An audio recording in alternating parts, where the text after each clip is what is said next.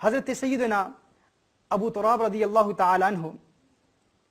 اپنے نفس کی کیفیت بیان فرماتے ہوئے ارشاد فرماتے ہیں کہ میرے نفس نے زندگی میں ایک مرتبہ مطالبہ کیا، ایک تمنا کا اظہار کیا، ایک خواہش کا اظہار کیا۔ میرا نفس یہ چاہتا تھا کہ اسے روٹی اور انڈا کھلایا جائے۔ اب ناظرین کرام غور کریں کہ ہمارے ہاں دور حاضر میں ہمارے نفس کی کیا تمنا ہوتی ہے، ہمارا نفس کیا چاہتا ہے۔ ہمارے نفس کے لیے تو انڈا اور روٹی کھانا شاید یہ سزا ہے، لیکن اولیاء کاملین اپنے نفس کو اتنا قابو میں رکھتے ہیں کہ ہر قسم کی لذیذ شے اور ہر قسم کے لذیذ طعام سے دور رکھتے ہیں، یہاں تک کہ ان کا نفس جو تمنا کرتا ہے وہ کس چیز کی تمنا کرتا ہے؟ وہ انڈا اور روٹی کی تمنا کر رہا ہے۔ حضرت سیدنا ابو تراب فرماتے ہیں کہ میں اپنے نفس کی اس خواہش کو پائے تکمیل تک پہنچانے کے لیے، خواہش کی تکمیل کے لیے ایک بستی میں گیا۔ فرماتے ہیں جو ہی اس بستی میں داخل ہوا تو ایک فرد نے مجھے پکڑ لیا اور مجھے پکڑ کر کہتا ہے،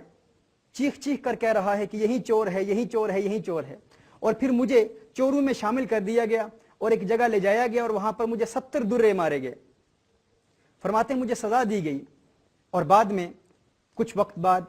کسی فرد نے مجھے پہچان لیا، اس نے کہا یہ تو اپنے دور کے ولی کامل سیدنا ابو تراب رضی اللہ تعالیٰ عنہ ہیں۔ اس وقت انہوں نے بسد ندامت کا اظہار کرتے ہوئے معذرت کی، اور پھر ایک فرد نے فرماتے ہیں کہ مجھے وہ خیر خواہی کے لیے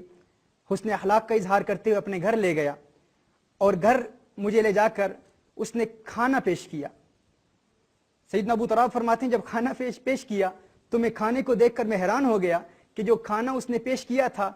وہ انڈے اور روٹی تھی۔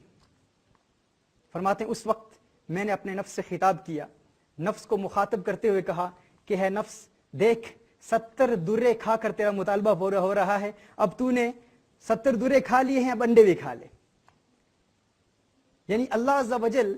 اپنے ان مقرب اولیاء کاملین، ان مقرب بندوں کے لیے اگر ان کی نفس کی کوئی تسکین، نفس کی کسی خواہش کی تکمیل، نفس چاہے کہ خواہش کی تکمیل ہو، نفس چاہے کہ فلاں کھانا ملے، تو اگر وہ کھانا عطا بھی اللہ فرماتا ہے تو نفس کو سزا بھی ساتھ دیتا ہے تاکہ ان کا نفس ان کے قابو میں رہے۔ محترم ناظرین، اب سوال یہ پیدا ہوتا ہے کہ بیشتر لوگ ایسے ہیں ہمارے معاشرے میں، دور حاضر میں ہم دیکھتے ہیں کہ بے شمار لوگ ایسے ہیں جو گناہوں کا ارتکاب کرتے چلے جاتے ہیں۔ نفس کی تسکین تو اور بات ہے، لوگ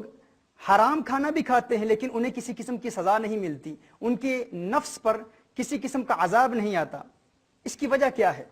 اس کی ایک وجہ رسالت مآب صلی اللہ علیہ وآلہ وسلم نے بیان فرمائی۔ میرے آقا صلی اللہ علیہ وسلم جامع ترمذی کی اس روایت میں ارشاد فرماتے ہیں، حضرت سیدنا سعد رضی اللہ تعالیٰ عنہ روایت فرماتے ہیں کہ صحابہ نے دریافت کیا یا رسول اللہ صلی اللہ علیہ وسلم، یہ جو لوگوں پر آزمائشیں آتی ہیں، کس قسم کے لوگوں پر کس قسم کی آزمائشیں آتی ہیں؟ تو میرے آقا صلی اللہ علیہ وسلم نے ارشاد فرمایا، جو جتنے بلند و بالا عرفہ و اعلیٰ مقام پر فائز ہوتا ہے، جو جتنا اللہ کے نزدیک ہوتا ہے، اس پر اتنی ہی بڑی آزمائشیں آتی ہیں۔ اور میرے آقا صلی اللہ علیہ وسلم نے ارشاد فرمایا، جو اپنے دین میں جتنا سخت ہے، دین میں جتنا متمسک ہے، دین میں جتنا مضبوط ہے، اس پر اتنی ہی بڑی آزمائشیں آتی ہیں، اور جو دین میں جتنا کمزور ہے، اللہ عز و جل اس کے لیے آسان آسان آزمائشوں میں اسے مبتلا کرتا ہے۔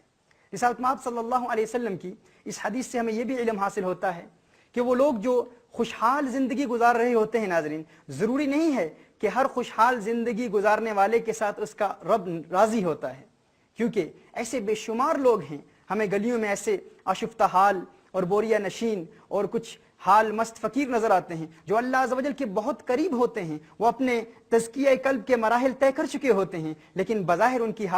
کی جب ہم حالت دیکھتے ہیں تو ہم دیکھ کر احساس نہیں کر پاتے کہ انہیں اللہ عز و جل نے کس قرب اور کس بلند و بالا مقام سے نوازا۔